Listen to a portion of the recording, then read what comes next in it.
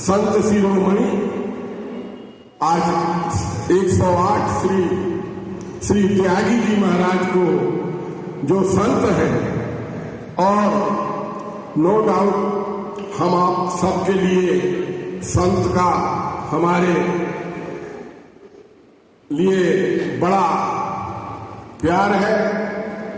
संत तुलसीदास ने संत मर्यादा की बहुत सारी बातें कही हैं। ऐसे संत हमारे बीच में पधारे हुए हैं। मैं पदवी पे बहुत ध्यान नहीं देता। ये संत कहलाना ही बहुत बड़ी बात होती है।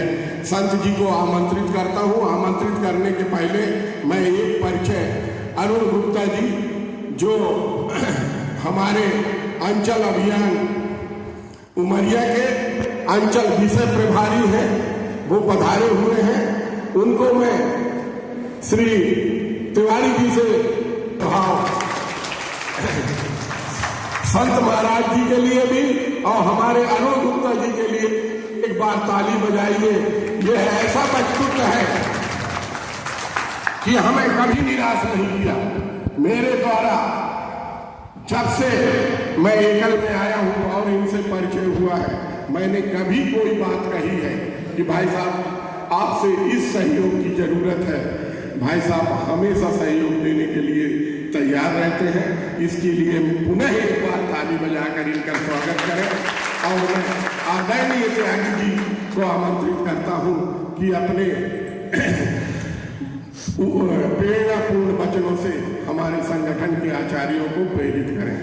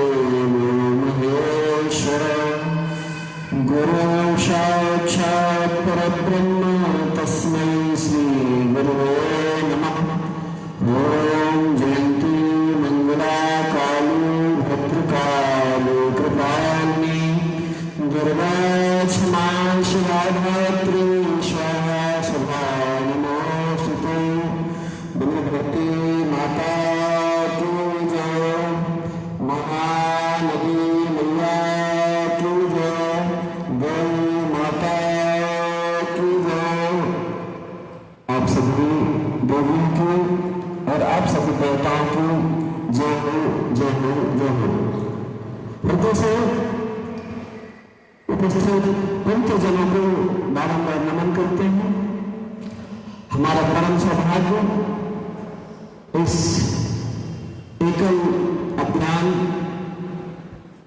के माध्यम से आप लोगों को दर्शन करने का जो दुख संयोग बना, निश्चित रूप से एक साथ इतनी सारी देवियां और इतने सारे देवतागण विराजमान हैं। एक बात हमेशा ध्यान में रखनी होगी कि अभी हमारी माता जी ने गीत जो लिया कि देवियां जिस दिन जाग जाएंगी उस दिन देश जाग जाएगा। तो क्या है, शिक्षक, सैनिक और किसान, आपको जो जिम्मेदारी मिली है, अब वो सम्मानित बाबा जी ने अपनी बात रखी, सभी लोग अपनी अपनी बातों को रख रहे हैं। सबका प्रयास यही है कि धर्म मार्ग से राष्ट्र निर्माण कैसे हो। लक्ष्य एक ही है जिसमें सीमेंट भी लगती है, रेत भी लगती है, गिट्टी भी लगती है, ईंट भी लगती है, लेकिन लक्ष्य क्या है, एक मजबूत भवन का निर्माण होना चाहिए। अगर आपसे बोला जाए कि क्या चाहते हो, तो हो सकता है कुछ लोग कहेंगे कि मेरे जीवन से संघर्ष थोड़ा कम हो जाए, ठीक है ना? लेकिन आप जानते हैं और आपको इस बात को स्वीकार भी करना पड़ेगा, वृक्ष तभी तक छाया दे पाता है जब तक वो धूप में रहता है, जब तक वो पानी की बौछार सहता है, जब तक वो ठंड सहता है। मतलब जीवन में संघर्ष कभी खत्म नहीं होगा। अगर कभी ऐसा लगे तो आप अपने आप को जगाना, कहना नींद में नहीं रहना है, संघर्ष खत्म हो गया मतलब जीवन खत्म हो गया। अभी आपने सभी का स्वागत किया जय श्री राम बोल के, हनुमान जी को ध्यान करके, ठीक है। थोड़ा विचार करें हम लोग कि हनुमान जी का ही नाम क्यों ले रहे हैं, राम जी का ही नाम क्यों ले रहे हैं। हनुमान जी का नाम इसलिए लिया जा रहा है कि वो निरंतर संघर्ष में आनंदित रहते हैं और कभी भी अपने आप को बड़ा साबित नहीं करना चाहते हैं। हनुमान जी को एक बात आपको ध्यान होगी कि जब वो राक्षसी के मुंह में गए तो छोटे बनकर निकल आए। ये बात हमको संदेश देती है कि आप छोटा बनकर हमेशा आनंदित रहेंगे। जल कीमती है, जबकि पूरी दुनिया में जल ही जल है, लेकिन कौन सा जल कीमती है? जो जल सरल है, जिसको हम सहजता से पी सकते हैं। क्या समुद्र के जल को पिया जा सकता है? समुद्र में जल तो बहुत सारा है, लेकिन समुद्र के जल को पिया नहीं जा सकता है। राम जी के जीवन का 14 वर्ष का जो संघर्ष है, 14 वर्ष के उनके जो जीवन का संघर्ष है, उसने भगवान राम को मर्यादा पुरुषोत्तम भगवान राम की श्रेणी में लाकर रख दिया।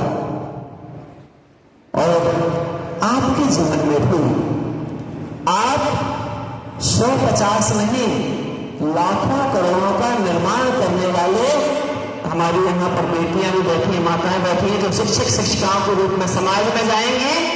आप निकल तो एक जिले से रहे हैं, लेकिन आप भारत ही नहीं, विश्व में भारत का सम्मान बढ़ाएंगे, उमरिया जिले का नाम रोशन करेंगे।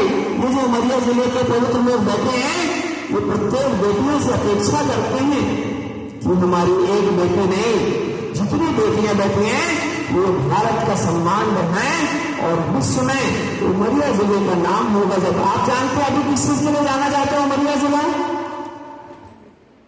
बॉम्बे व्हाइट टाइगर के लिए, ठीक है।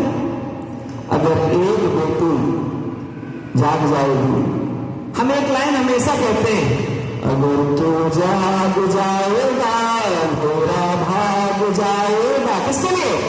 ये हम सबके लिए है, हमको जागना पड़ेगा। एक दीपक क्या करता है? एक दीपक स्वयं को जलाकर नष्ट करता है, तब कहीं जाकर के उजाला मिलता है दूसरों को। दीपक को उजाला कब मिलता है? जब वो स्वयं जलता है। आज आप लोगों ने 5 दिन का 10 दिन का जो वर्ग किया, अभ्यास वर्ग किया, इसमें बहुत सारी आपको कठिनाइयां भी आई होंगी, बहुत सारे अनुभव भी आए होंगे, लेकिन जिसके जीवन में कठिनाइयों से समझौता करने का स्वभाव बन गया, कठिनाइयों को उसने सोच लिया कि कठिनाइयों को तो मैं यूं ही खत्म कर सकता हूं, कठिनाइयां कुछ भी नहीं है। और जब आपने कठिनाइयों से लड़ लिया, कठिनाइयों को खत्म कर दिया, तो निश्चित रूप से मानिए एक दर्द को खत्म करने के लिए डॉक्टर साहब इंजेक्शन लगाते हैं, तभी तो दर्द खत्म होता है। तो एक दर्द को खत्म करने के लिए दूसरा दर्द स्वीकार करना पड़ता है। अगर आपके मन में, आप देखिए विवेकानंद जी की आप छायाचित्र देख रहे हैं, फोटो देख रहे हैं, विवेकानंद जी की पूजा क्यों हो रही? विवेकानंद जी की फोटो क्या लगी है ना? इस बात का मन में सवाल आना चाहिए, विचार आना चाहिए कि विवेकानंद जी ने राष्ट्र निर्माण के लिए अपने आप को आहुत किया। आपको भी समाज के निर्माण के लिए, राष्ट्र के निर्माण के लिए, धर्म के निर्माण के लिए अपनी आहुति देनी पड़ेगी। आहुति किस तरह की? आपको अग्नि में जलना नहीं है, आपको सद्मार्ग पर चलना है, आपको पवित्र मार्ग पर चलना है। और जब आप पवित्र मार्ग पर चलेंगे तो आप बहुत सारे लोगों की उम्मीद बनेंगे, बहुत सारे लोगों को प्रेरणा स्रोत बनेंगे।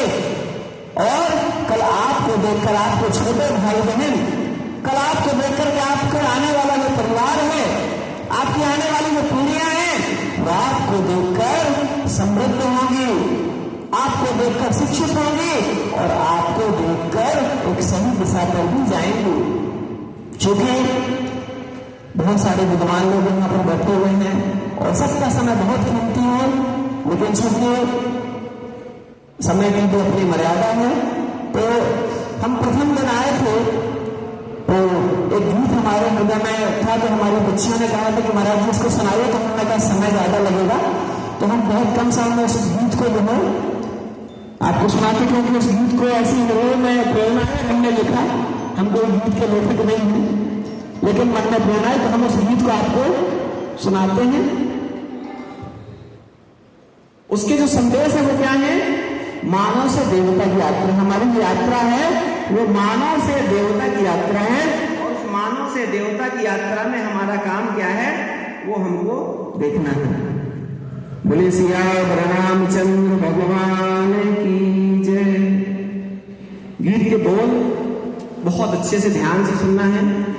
ये मनोरंजन के लिए बिल्कुल भी नहीं है, ये सिर्फ हृदय जागरण के लिए है और प्रेरणा के लिए है।